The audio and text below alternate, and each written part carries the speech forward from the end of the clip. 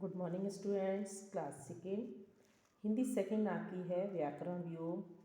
आज व्याकरण व्योम का चैप्टर 14 में आज आपको पढ़ाऊंगी। इससे पहले मैं आपको सिलेबस के बारे में बताना चाहूँगी।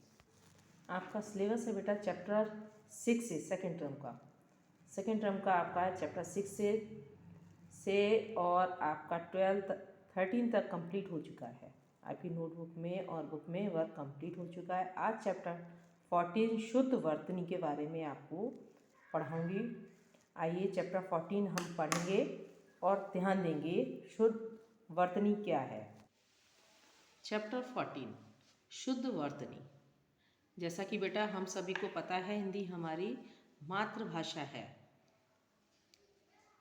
किसी भी शब्द का यदि हम बोलते हैं या लिखते हैं, लेकिन वो हमें शुद्ध रूप से बोलना और लिखना व्याकरण ही बताता है। ये व्याकरण का मूल रूप है कि हमें व्याकरण से ही उसको शुद्ध रूप से लिखना बोलना सिखाता है। आइए पाठ पढ़ते हैं और आप समझिएगा ध्यान से। किसी शब्द का लिखा हुआ रूप उस शब्द की वर्तनी कहलाती है।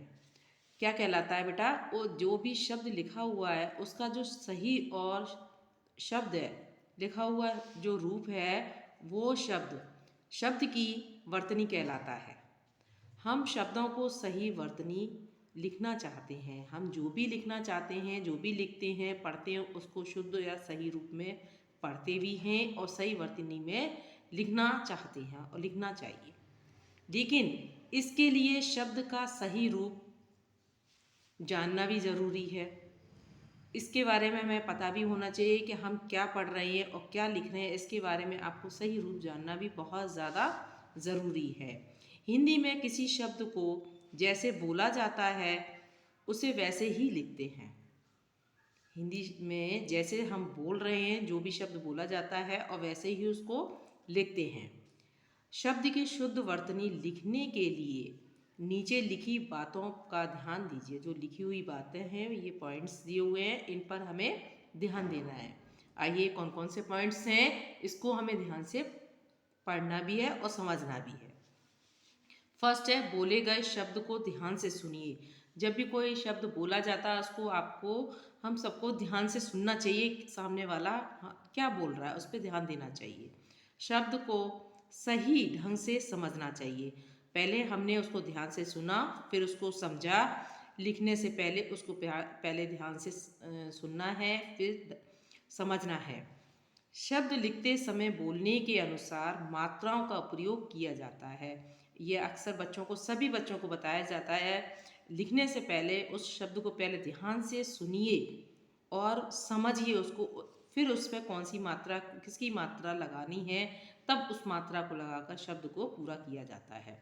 शब्द को लिखने के बाद बोलकर देखिए, फिर लिखे हुए के साथ मिलान कीजिए। जो शब्द आपने लिखा है उसको आप अपने मुख से बोलकर देखिए और बोलने के बाद उसको सही मिलान कर लीजिए, क्या हमने सही लिखा है या नहीं। इस बारे में हमें देख लेना चाहिए उसको। नेक्स्ट है, नीचे कुछ शब्दों के अशुद्ध और शुद्ध रूप दिए गए हैं। ये आपकी टेबल दी हुई है, इसमें जो है अशुद्ध और शुद्ध रूप दिए हुए हैं। गलतियों पर ध्यान दीजिए और बोलकर बार बार लिखिए। ये जो ज़्यादा गलतियाँ होती हैं मात्राओं की, कौन सी मात्रा कहाँ लगनी है, आप बच्चे अक्सर ध्यान नहीं देते हैं और जल्दबाजी में छोटी ई की मात्रा की जगह बड़ी ई की जगह छोटी ई की ऐसा कर देते हैं। अक्षर का भी ध्यान नहीं देते हैं कौन सा शब्द बोला गया है और किस पर हमें मात्रा लगानी है, तो वो बहुत ज़्यादा गलत बोलते भी हैं बच्चे। उसका जो सही शुद्ध रूप है वो ध्यान दीजिएगा। जैसे इसमें कुछ मैं आपको पढ़ के बता रही हूँ। जैसे वाह क्या है? वाह यानी कि शुद्ध रूप उसका वह है। जय नहीं, उसका सही शुद्ध रूप क्या है? जय। सूरज, इस पे छोटे ऊ की मात्रा है, लेकिन छोटे ऊ की मात्रा लगने से ये शब्द सही नहीं है। जब हम बड़े ऊ की मात्रा लगाएंगे तब हमारा ये शब्द सही होगा। इसका सही और शुद्ध रूप सूरज। प्रश्न, शाह दिया हुआ है, पूरा शाह बना हुआ है, जबकि इसमें आधा शाह बना हुआ है। ये सही शुद्ध रूप है।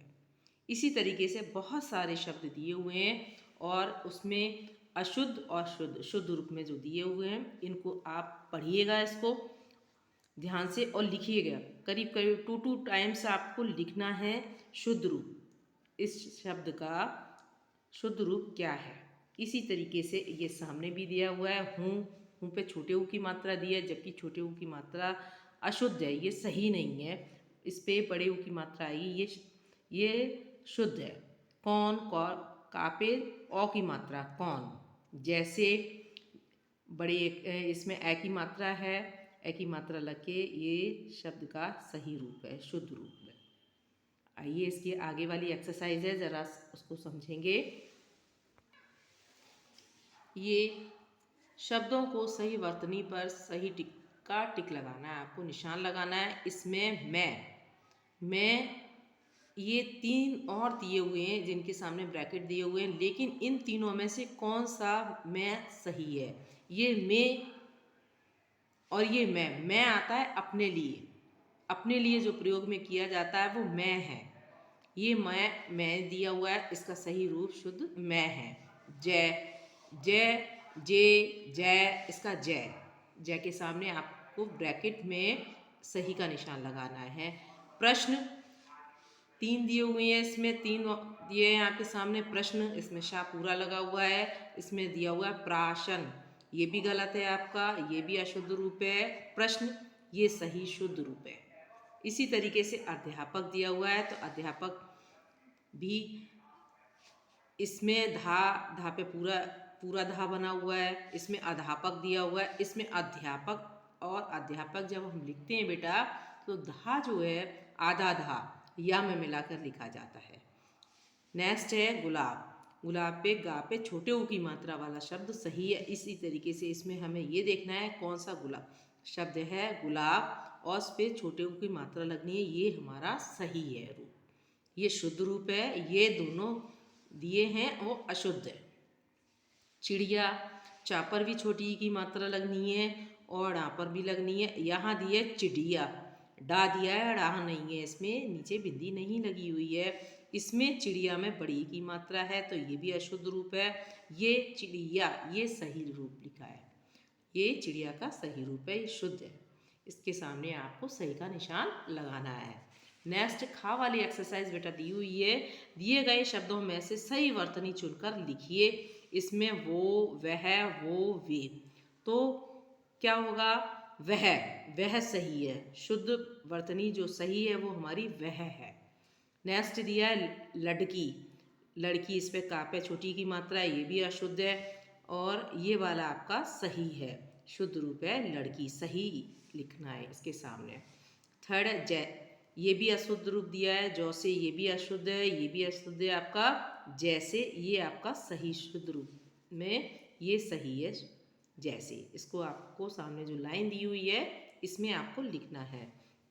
इसी तरीके से 4 नंबर पर स्कूल, इसमें ये भी अशुद्ध है, स्कूल दिया हुआ है, सकूल दिया हुआ है, ये भी अशुद्ध है, लेकिन इसका सही शुद्ध रूप स्कूल है, वो आपको सामने जो लाइन दी है इसमें आपको लिखना है।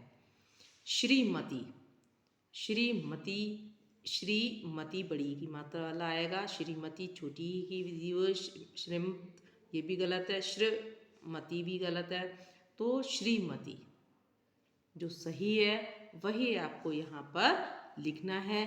ये शुद्ध वर्तनी है, ये आपकी चैप्टर 14 में शुद्ध वर्तनी वाली पार्ट और एक्सरसाइज मैंने आपको पढ़ाई और समझाई है। इसी तरीके से आपको उसमें अपनी नोटबुक पे बुक में करना है। शुद्ध वर्तनी के बारे में अच्छी से उसको पढ़िए, जो शब्द दिए हुए हैं आगे उसको आप 2 टाइम्स लिख कर देखिए, सही शब्दों को, शुद्ध शब्दों। ये चैप्टर आपका 14 यहाँ आपका ख़त्म होता है। Thanks student.